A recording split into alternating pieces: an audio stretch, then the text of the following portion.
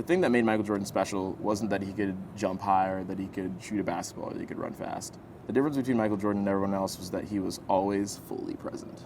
Some people go meditate in ashrams for 20 years to get here now. And the thing that usually trips up a lot of otherwise great athletes is that they're always projecting the past into the future or the present. Michael Jordan never worried about shots that he couldn't miss.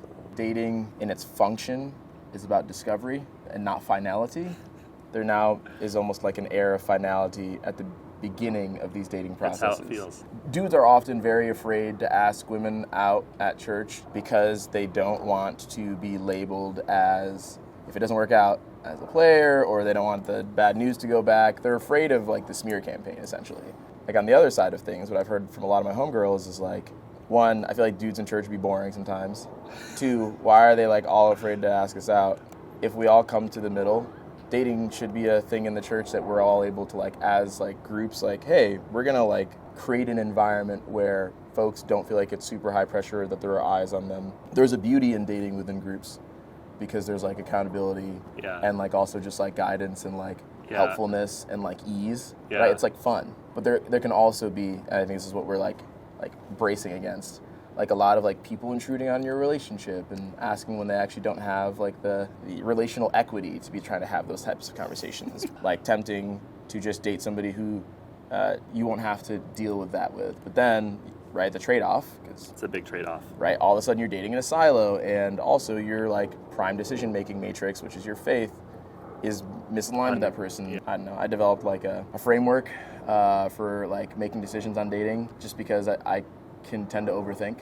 Is there a faith lifestyle alignment? Not that we have to have the same faith, same faith lifestyle, as long as we're agreed on some core truths. There's a possibility for a growing, genuine, close friendship. Because there's friends that we see at parties every month that we're cool to talk to for 10 minutes, and then there's friends that we want to kick it with for hours. Yeah. And it's the second one, because that's the friend that you're going to be kicking it with for hours, and that's vibes. So being able to understand yourself and what you're feeling naturally, and be able to am I vibe checking with this person? And then the third thing is are we attracted to each other? That's really important. I think that in practice it's just so much harder. And I know the person that I want to approach, and I have known about her for a long time. You thinking of somebody's face right now? Yeah. In business and friendships, yeah, being able to hit pause in critical moments when momentum's starting to speed up, because we usually make most of our mistakes because of speed. I feel like I need to do something about this right now. Yeah. Dude, I feel that all the time. Oh man, she's pretty cute and we're vibing and she seems pretty solid. I should probably just pull the trigger and ask her on a date. And it's bro, why though? What if you're just trying to get to know her and y'all are already pulling up to the same events, you can just keep letting that thing simmer.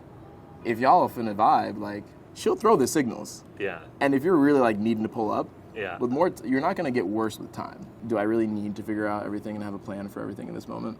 Sometimes, yeah. Most of the time. That hits back to surrender. To be fully present, I feel like you need to surrender. Love you, brother. Love you too. Thanks for making time.